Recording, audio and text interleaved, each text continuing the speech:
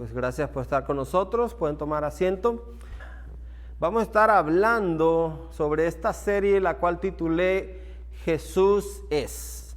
Esta serie es la segunda parte, el día de hoy vamos a estar hablando sobre la segunda parte. Y Jesús es, en la Biblia podemos encontrar muchos nombres, muchos títulos que se le ha entregado a Jesús. Algunos de ellos tal vez ya algunos de ustedes lo saben. Jesús es el pan de vida, Jesús es el Cordero de Dios, Jesús es el Rey de Reyes, el Señor de Señores.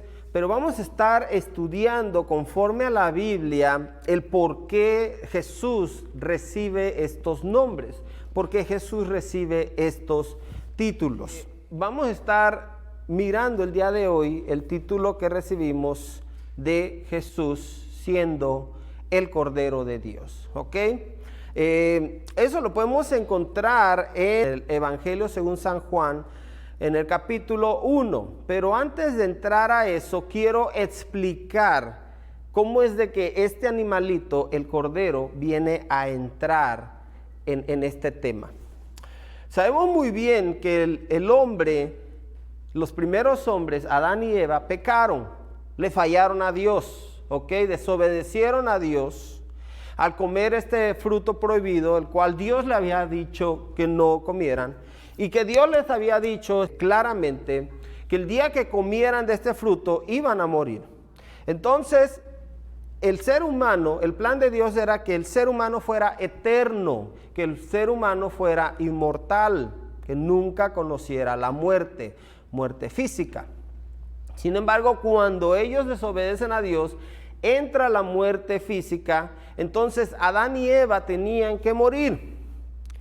Sin embargo, ahí podemos mirar la gracia de Dios, cómo estas dos personas no murieron instantáneamente. Ellos merecían morir en el momento que comieron el fruto, tenían que morir. Sin embargo, Adán vivió 900 y pico de años. O sea, imagínense cuántos años todavía Adán estuvo vivo sin disfrutar de la muerte, ¿ok? Porque ese era el castigo de la desobediencia. Y en todos esos años, pues Adán y Eva se reproducieron, hicieron varias cosas y tuvieron toda la oportunidad del mundo para arrepentirse de su pecado. Si ellos lo hicieron, quién sabe. La Biblia no dice que formalmente le pidieron perdón a Dios, pero quiero imaginar que ellos sí se arrepintieron por haber desobedecido a Dios. Pero la muerte, ellos tenían que morir y murieron porque dice la Biblia que murieron. La Biblia nos dice en la carta a los Romanos que la paga del pecado es la muerte, el derramamiento de sangre. Para que haya perdón de pecados, tiene que haber derramamiento de sangre. Pero lo que Dios no quería es de que cada ser humano tuviera que derramar su sangre para recibir el perdón. De lo contrario, la humanidad pues iba a desaparecer. Y ese no era el plan de Dios. Cuando Dios manda el diluvio, desapareció la mayoría de los seres vivos, incluyendo animales, pero una familia se salvó. Y gracias a esa familia, la familia de Noé, fue de que el planeta Tierra se volvió a llenar. Pero el plan de Dios no era de que yo pequé y yo tengo que derramar mi sangre para yo morir. De lo contrario, todos, absolutamente todos, estuviéramos ya muertos. Que Dios, una vez que levanta al pueblo de Israel a través de la descendencia de Abraham, Dios le hace una promesa a Abraham de que su descendencia iba a ser grande, iba a ser como las estrellas, iba a ser como los granos de arena, y Dios lo cumplió. Cuando Dios llama de Egipto a todos los descendientes de Abraham para llevarlos a una tierra prometida, a una tierra que iba a ser de ellos, Dios también le da leyes. Dios también estipula una constitución de leyes, y eso lo miramos unos meses atrás sobre los 10 mandamientos. Pero dentro de todas esas leyes que Dios le da, Dios también estipula que para que el pueblo de Israel pudiera ser perdonado y para que el pueblo de Israel, los pecados de todo un año que cometiera cada persona, tenía que derramarse sangre, pero ya no iba a ser la sangre de un ser humano, iba a ser la sangre de un animal, y en este caso iba a ser la sangre de un cordero. Cada año el sumo sacerdote iba a entrar al templo de Dios y iba a degollar a un cordero, y iba a hacer toda esta ceremonia para que el pueblo de Israel, por todo ese año, todos sus pecados fueran perdonados. Imagínense, cada año se tenía que derramar sangre de un animal para que los pecados, al menos del pueblo de Israel, fueran perdonados por esa temporada, por todo ese año. Y esto era cada año. Y a ese tiempo, esa temporada se le llama la Pascua. Ahorita vamos a estar mirando bien exactamente sobre la Pascua. Pero durante este tiempo, el sumo sacerdote tenía que estar haciendo esa ceremonia. Volviendo aquí al Evangelio según San Juan, viene Juan el Bautista. Juan el Bautista era, o se le considera, el último profeta de Dios. ¿Ok? Pasaron 400 años en donde Dios no se comunicó con la humanidad. 400 años en donde el pueblo de Israel no había escuchado palabra de Dios, no había nada. El imperio romano había venido y había conquistado el pueblo de Israel y había hecho del pueblo de Israel como ellos querían. Entonces no había como una fe fuerte. No había a dónde recurrir. La gente prácticamente vivía como podía vivir. Había mucha miseria, no solamente espiritual, sino también económica, material. Viene este hombre, Juan el Bautista, y empieza a predicar sobre el arrepentimiento. Empieza a bautizar en agua, ¿ok? A las personas que de alguna manera querían demostrar que estaban arrepentidos. Ahora, el agua no quita los pecados, el agua no borra los pecados, sino que es simbolismo. Cuando la persona es sumergida y levantada, es un simbolismo de que la persona muere a su naturaleza vieja y se levanta como una nueva persona. Eso es lo que Juan el Bautista estaba haciendo, estaba bautizando a todos aquellos que querían arreglar las cosas con Dios. Pero llega un día en donde entra Jesús y va ante Juan para ser bautizado. Y en el capítulo 1, verso 29, se los voy a leer ahí, dice: al día siguiente, cuando Juan vio a Jesús que se acercaba a él, y dijo: he aquí tienen al Cordero de Dios que quita el pecado del mundo. De este hablaba yo cuando dije: después de mí viene un hombre que es superior a mí, porque existía antes que yo. Yo ni siquiera lo conocía, pero que él se revela al pueblo de Israel. Vine bautizando con agua. Juan declaró: vi al Espíritu descender del cielo como una paloma y permanecer sobre él. Cuando Jesús fue bautizado, esta fue la señal. Y también en otros relatos dice que se escuchó una voz del cielo diciendo: este es mi Hijo amado en el que tengo complacencia. Entonces Juan el Bautista es el que con su propia boca declara: este es el Cordero de Dios que quita los pecados ya no del pueblo de Israel, sino del mundo. Porque en el nuevo pacto que hace Dios con la humanidad, encontramos en donde ya hay salvación para todos, israelitas o no israelitas, ya la salvación iba a ser para todos. Y por eso Juan, al ver a Jesús, le está diciendo: este es el Cordero. no se está refiriendo a un animal literalmente, ¿verdad? Sino que se está refiriendo a el sacrificio que Jesús iba a hacer. Muchas personas todavía no lo entendían, pero Juan sí comprendía por qué Jesús había venido a este mundo. Cuando el pueblo de Israel estaba todavía esclavizado por los egipcios, el faraón, el rey de Egipto, no quería dejar ir al pueblo de Israel. Moisés, con el poder de Dios, hizo desatar ciertas plagas para poder como hacer entender al faraón de que Dios, era real, era el Dios sobre todos los dioses y que tenía que hacerle caso. Pero dice la Biblia que el faraón endurecía su corazón. Él decía no. O a veces le decía a Moisés, ¿sabes qué? Quita esta plaga y voy a dejar a tu pueblo ir. Y ya cuando Dios levantaba la plaga, el faraón decía, no, ¿sabes qué? Ahora te aguantas. No te voy a hacer caso, mi Dios es más poderoso, porque los egipcios pues ellos tenían sus propios dioses, pero no querían reconocer que el Dios de Moisés era el Dios sobre todos los dioses.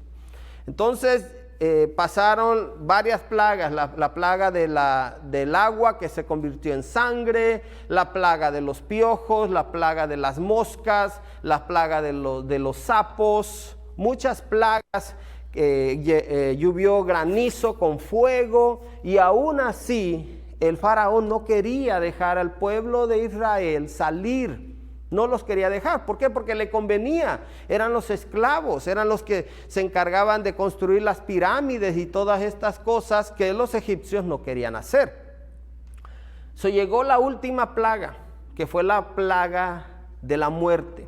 Iba a pasar el ángel de la muerte en la noche y iba a matar a todos los primogénitos, desde los animales. Primogénito pues significa el primer nacido. Desde los animales, los seres humanos, todos iban a morir. Esa noche todos los primogénitos iban a morir. Pero aquellos que tuvieran la marca de la sangre de un cordero en la entrada de la puerta, dice la Biblia que el ángel de la muerte iba a pasar de largo. Y eso lo podemos leer en Éxodo, en el libro de Éxodo capítulo 12. Voy a estar leyéndolo aquí para ustedes. En Egipto el Señor habló con Moisés y Aarón. Les dijo, este mes será para ustedes el más importante, pues será el primer mes del año. Hablen con toda la comunidad de Israel y díganles que el día 10 de este mes todos ustedes tomarán un cordero por familia, uno por casa.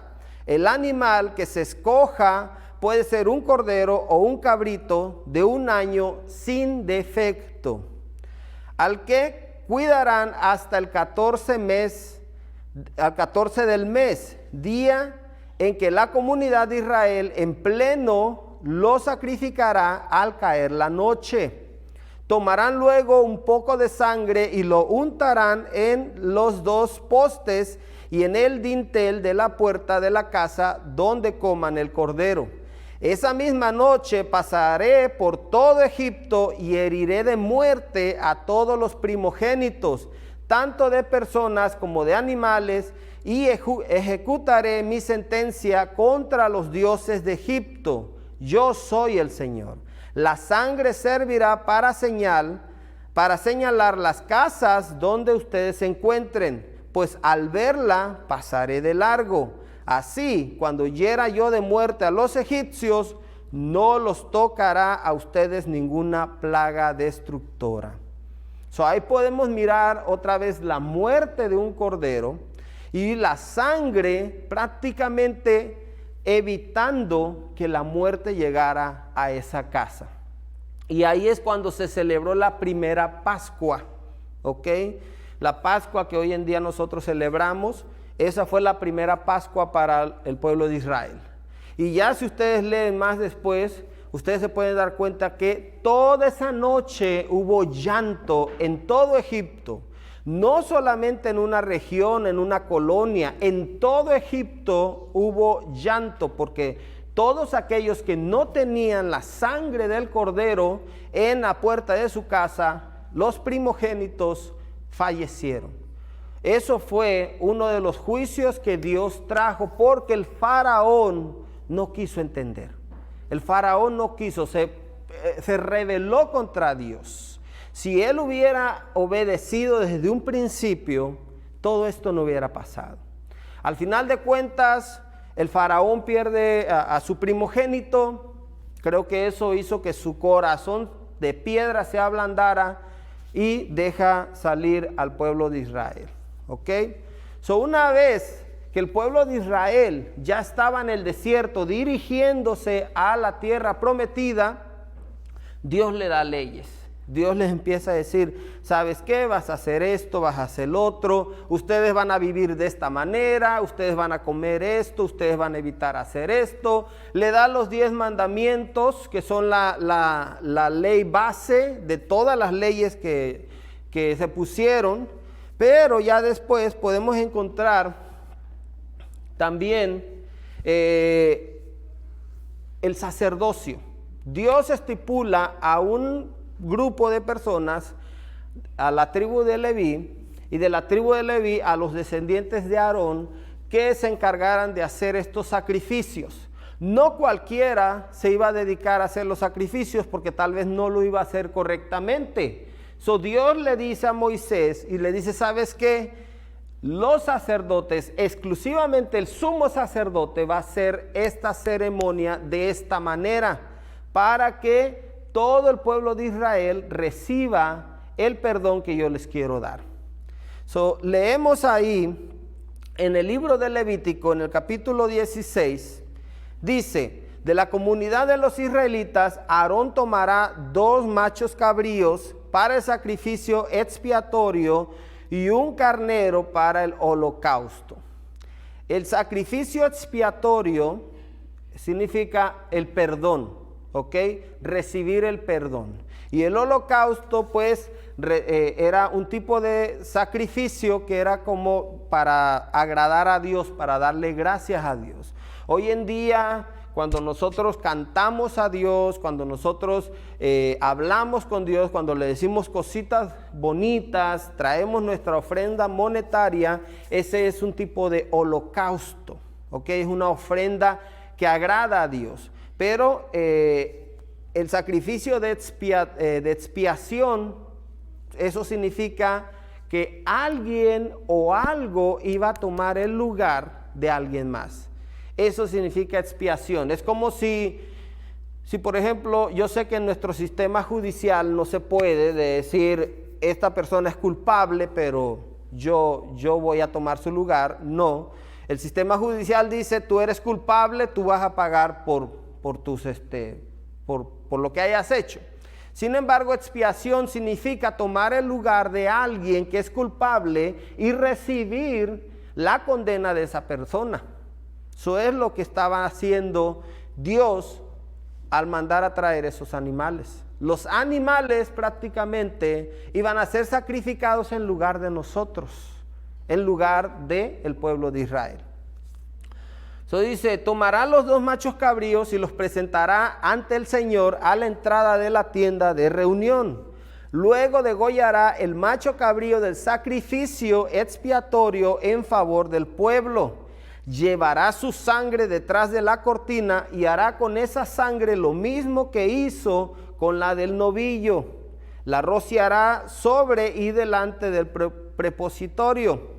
Así hará propiciación por el santuario para purificarlo de las impurezas y transgresiones de los israelitas. Cualquiera que haya sido sus pecados, hará lo mismo por la tienda de reunión que está entre ellos en medio de sus impurezas.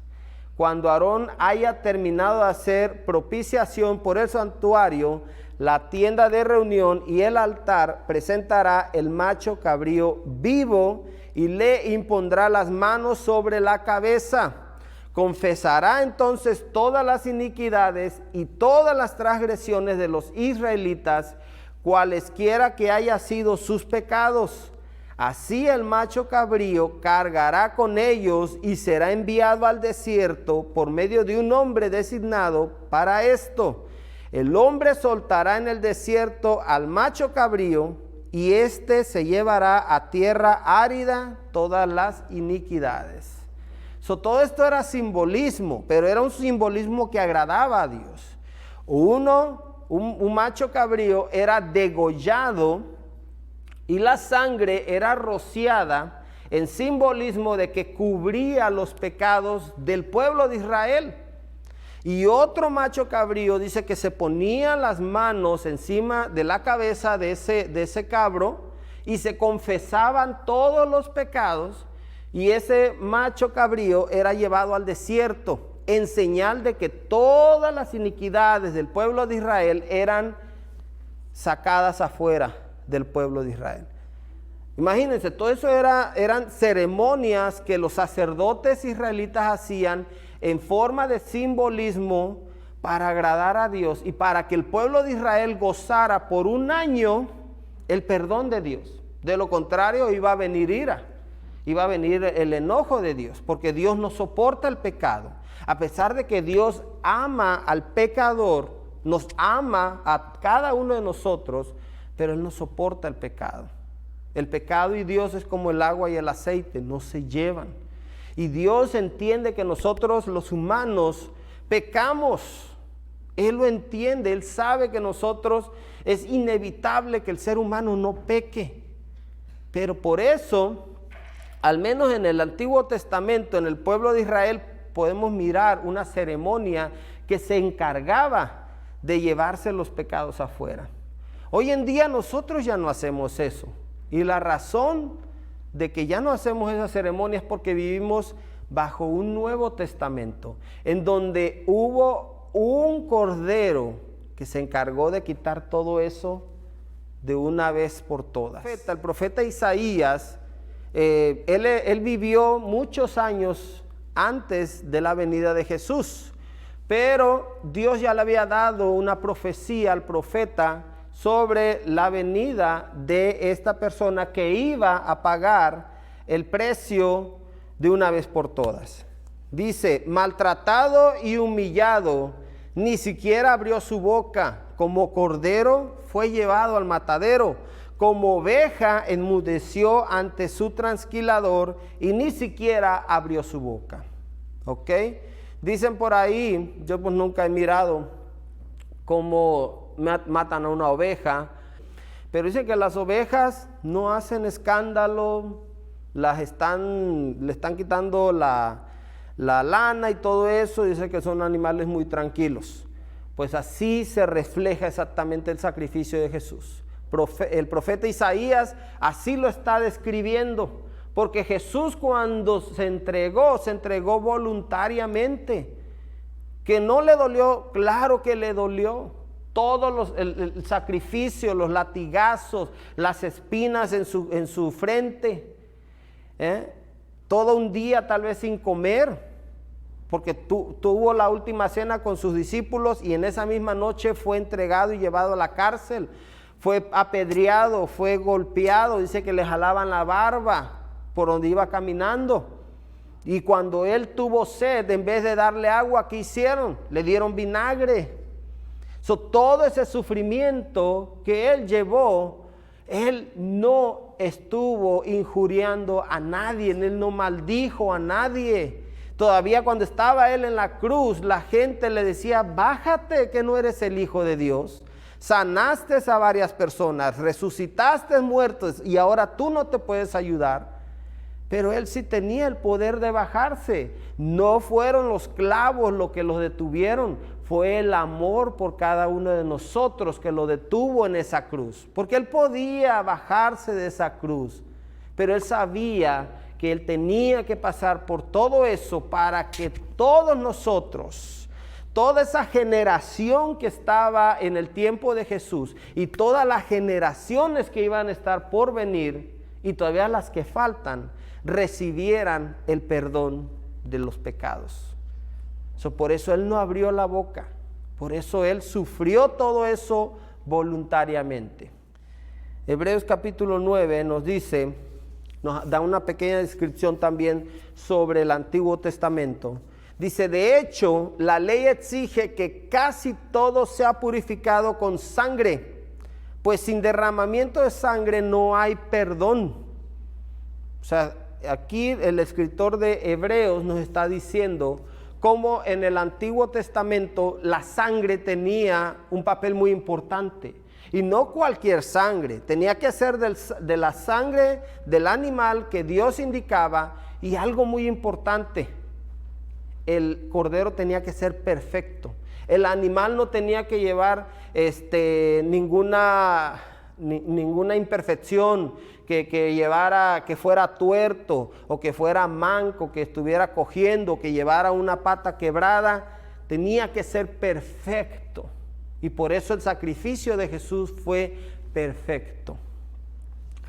Dice, Cristo, por el contrario, al presentarse como sumo sacerdotes de los bienes definitivos en el tabernáculo, más excelente y perfecto, no hecho por manos humanas, es decir, no es de esta creación, entró una sola vez y para siempre en el lugar santísimo.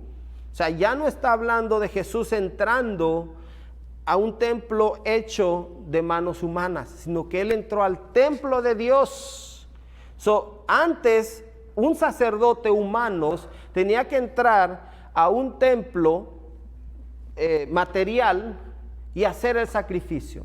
Pero Jesús dice que Él entró una sola vez al templo celestial, al templo allá con Dios. Y Él mismo, siendo sumo sacerdote, se sacrificó a sí mismo. Él mismo se entregó en sacrificio ante Dios Padre para poder hacer el perdón de pecados. Dice, no lo hizo con sangre de machos cabríos y becerros, sino con su propia sangre, logrando así un rescate eterno. La sangre de machos cabríos y de toros y las cenizas de una novilla rociadas sobre personas impuras las santifican de modo que quedan limpias por fuera. Si esto es así, cuánto más la sangre de Cristo, quien por medio del Espíritu eterno se ofreció sin mancha a Dios, purificará nuestra conciencia de las obras que conducen a la muerte, a fin de que sirvamos al Dios viviente. Imagínate, si la sangre de estos animales tenía el poder para poder limpiar el pecado del pueblo de Israel por un año, imagínense la sangre de Jesús. La sangre de Jesús, y ahí el escritor de Hebreos dice sin mancha, porque Jesús no pecó. Jesús fue ser humano, pero Él no pecó. Y eso era lo más primordial, de que mientras que Jesús estuvo 33 años como humano y que Él vivió como cualquier ser humano, lo primordial era que Jesús no pecara. Imagínense toda esa carga en los hombros de este hombre que desde pequeño, o sea, él sabía para qué había venido. Desobedecer a sus padres, que tal vez nuestros hijos es algo muy común que hacen, mentirle o robar hasta un chicle. Para un niño es muy común y a veces uno como padre dice, ay, déjalo, son niños. Pero Jesús sabía eso. Él no tuvo una niñez normal. Él sabía que él no tenía que pecar. Él sabía que si sus padres le decían, haz esto, tenía que hacerlo. Porque de eso dependía la salvación de todos nosotros. Porque si él hubiera entrado en sacrificio, en pecado, Dios no hubiera recibido ese sacrificio. Si Jesús hubiera llevado pecados de sí mismo, Él no hubiera resucitado. Él no hubiera resucitado, pero Él resucitó al tercer día como señal de que el sacrificio había sido perfecto y había sido recibido por Dios Padre allá en el cielo. Eso es lo que nos da a nosotros la garantía de que a través de Jesús podemos recibir la salvación eterna y perdón de nuestros pecados. Y todo eso Jesús lo hizo por amor. Todo eso Jesús lo sufrió por nosotros, porque Él quería que nosotros pudiéramos recibir este perdón. Dice, ni entró en el cielo para ofrecerse vez tras vez como entra el sumo sacerdote en el lugar santísimo cada año con sangre ajena. Si así fuera, Cristo habría tenido que sufrir muchas veces desde la creación del mundo. Al contrario, ahora, al final de los tiempos, se ha presentado una sola vez y para siempre a fin de acabar con el pecado mediante el sacrificio de sí mismo. Así como está establecido que los seres humanos mueran una sola vez y después venga el juicio, también Cristo fue ofrecido en sacrificio una sola vez para quitar los pecados de muchos y aparecerá por segunda vez, ya no para cargar con pecado alguno, sino para traer salvación a quienes lo esperan. Jesús no tuvo que morir varias veces. Antes, como les digo, cada año tenía que haber sacrificio tras sacrificio. Jesús se sacrificó una sola vez y con eso fue suficiente.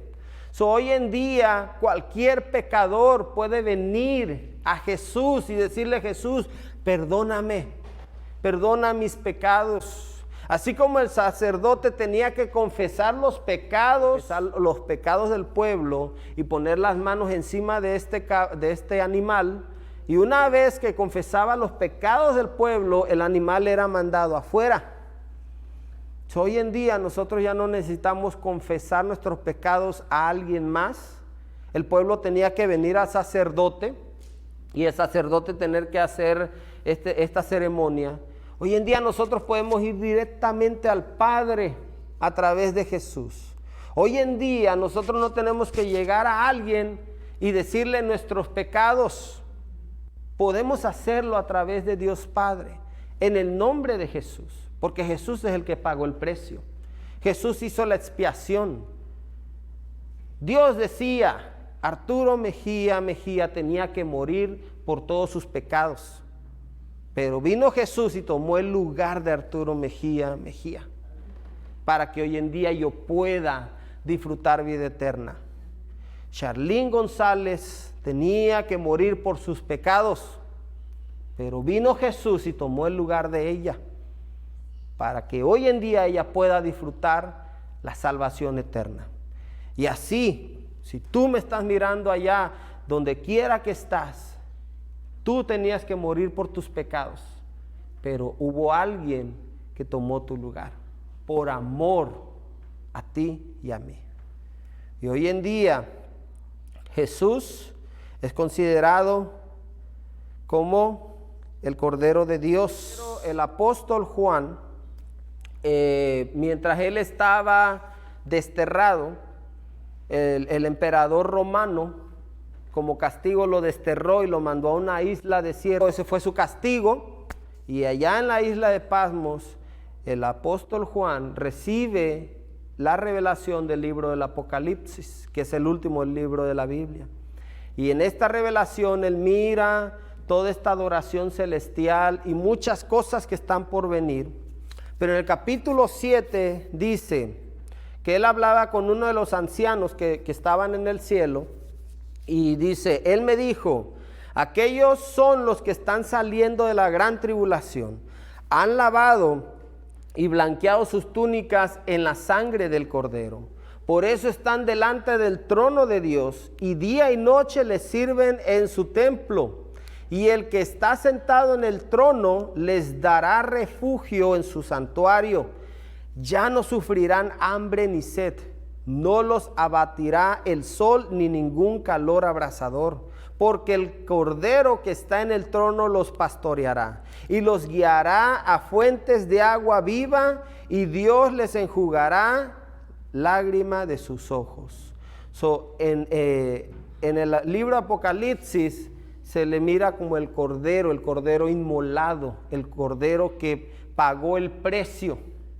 Y en Apocalipsis capítulo 5 dice: luego miré y oí la voz de muchos ángeles que estaban alrededor del trono, de los seres vivientes y de los ancianos. El número de ellos era millares de millares y millones de millones, y cantaban con todas sus fuerzas: digno es el Cordero que ha sido sacrificado de recibir el poder, la riqueza y la sabiduría, la fortaleza y la honra, la gloria y la alabanza. Y oí a cuanta criatura hay en el cielo y en la tierra y debajo de la tierra y en el mar, y a todos en la creación que cantaban: al que está sentado en el trono y al Cordero sean la alabanza y la honra y la gloria y el poder por los siglos de los siglos. O sea, que va a llegar un día en donde todos, absolutamente todos, le van a rendir honra y gloria al Cordero de Dios. Hoy en día hay gente que tal vez ni cree en Dios. Muchos, tristemente, injurian a Jesús, hablan mal de Jesús, maldicen el nombre de Jesús. Muchos no quieren saber nada de Jesús. Tú les mencionas el nombre de Jesús y parece que le echas agua caliente. Pero va a llegar un día en que aún esas personas, aunque no quieran, aunque no lo acepten, van a tener que doblar sus rodillas y darle gloria al Cordero de Dios. ¿Por qué? Porque Él es el único digno. Él se ganó ese lugar haciendo el máximo sacrificio. Así que yo te invito, si tú quieres entregar tu vida a Jesús, si tú crees que ese sacrificio que Él hizo es para ti algo que tú necesitas, tú no necesitas contarle a nadie. Tú en tu corazón le puedes decir a Dios, tú solo puedes hablar con Dios. Ahí donde tú estás mirando este video, tú puedes decirle a Dios: Dios, perdóname, perdona todos mis pecados, cuantos haya yo hecho, perdóname y ayúdame a vivir una vida digna ante tu presencia. Vamos a orar.